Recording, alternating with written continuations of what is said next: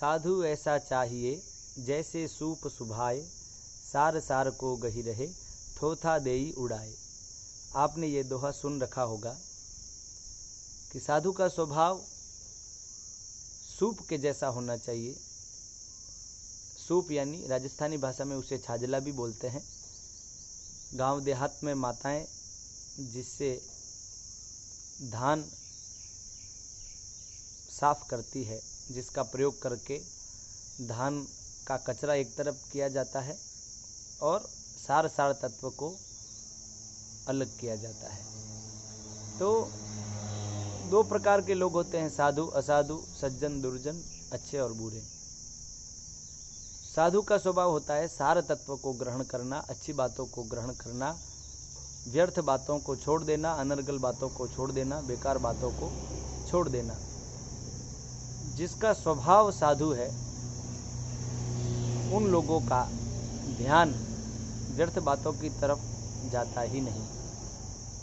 उदाहरण के रूप में हम आपसे कहें, बहुत सारा शब्द होता रहता है, कहीं लाउड स्पीकर बजता है, कहीं कोई गाली गलौज कर रहे होते हैं, कहीं भगवान नाम का संकीर्तन चल रहा होता है। लेकिन इन सब चीज़ों के चलने पर भी, इतने कोलाहल में भी साधु स्वभाव का जो व्यक्ति होता है, जिसका स्वाभाविक भगवत भाव है, जिसका स्वाभाविक भगवान की कथा में रुचि है, वह व्यक्ति स्वतः ही अच्छी बातों की और अच्छे शब्द की और अच्छे दृश्य की ओर आकृष्ट हो जाता है, क्योंकि वह उसका स्वभाव है। आरती कहाँ बज रही है उसी की ओर उसका ध्यान जाएगा, गाली गलौज की तरफ उसका ध्यान नहीं जाएगा। मान लो 10 आवाज़ एक साथ आ रही है, कोई गाली गलौज की भी आवाज़ आ रही है, कहीं लाउड स्पीकर में फिल्मी गाने की भी आवाज़ आ रही है, कहीं आरती की भी आवाज़ आ रही है, तो साधु व्यक्ति का जो है स्वभाव उसको आरती सुनने के लिए प्रेरित करेगा।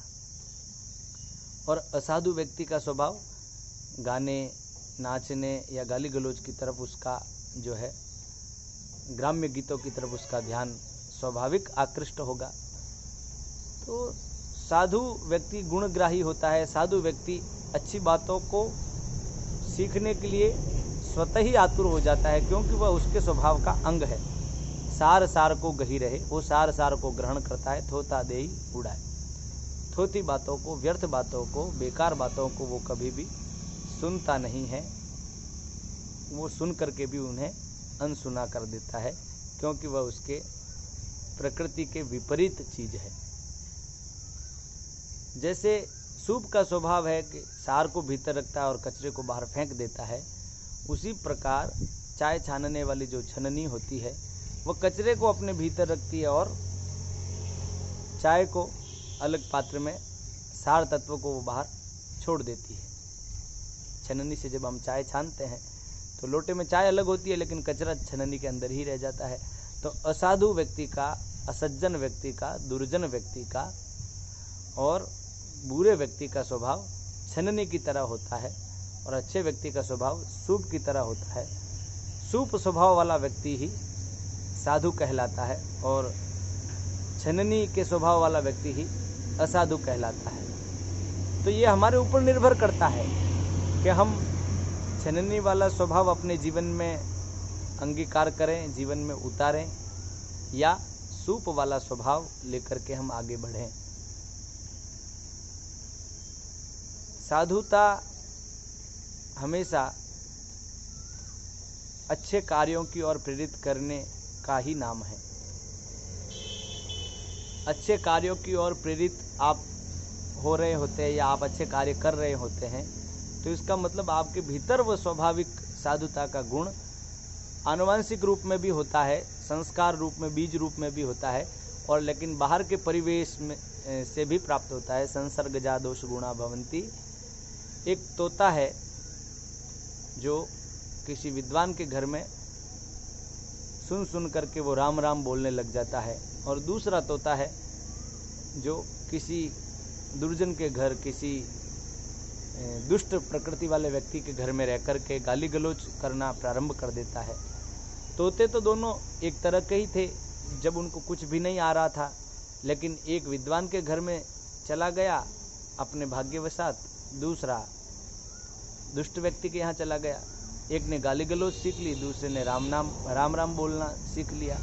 तो इसमें संसर्ग का, यानी इसमें सत्संग का, इसमें आपके आसपास, आपके सराउंडिंग, आपके आसपास का वातावरण कैसा है, आप किस माहौल में रहते हैं, आप किस प्रकार के लोगों के बीच में रहते हैं, ये सब निर्भर करता है कि आपका स्वभाव आगे कैसा होगा, आप जीवन में किस प्रकार से आगे बढ़ेंगे, साधु स्वभाव से आगे बढ़ेंगे या असाधु स्वभाव से आगे बढ़ने वाले हैं। कई व्यक्ति अच्छे संस्कारी परिवार में जन्म लेने के पश्चात भी जो है कुसंग में पड़ जाते हैं। कई व्यक्ति को अच्छा बैकग्राउंड नहीं मिला हुआ होता है, परिवार कोई कुलीन नहीं होता है, लेकिन तब भी अच्छी सत्संग के माध्यम से वे तर जाते हैं कि छोटे छोटे तर गए राम भजन लवलीन, जाति के अभिमान से डूबे सभी कुलीन।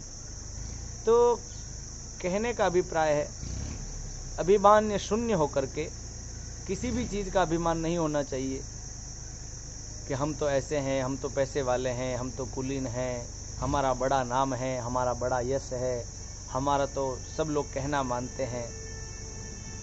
इन सब बातों की तरफ ध्यान देने की अपेक्षा ये सोचना चाहिए कि हमारे भीतर साधुता कितनी है, हम शास्त्र के अनुसार अपना जीवन कितना यापन कर रहे हैं, कितना चला पा रहे हैं अपने आप को। ये सब बातें बहुत महत्वपूर्ण हैं।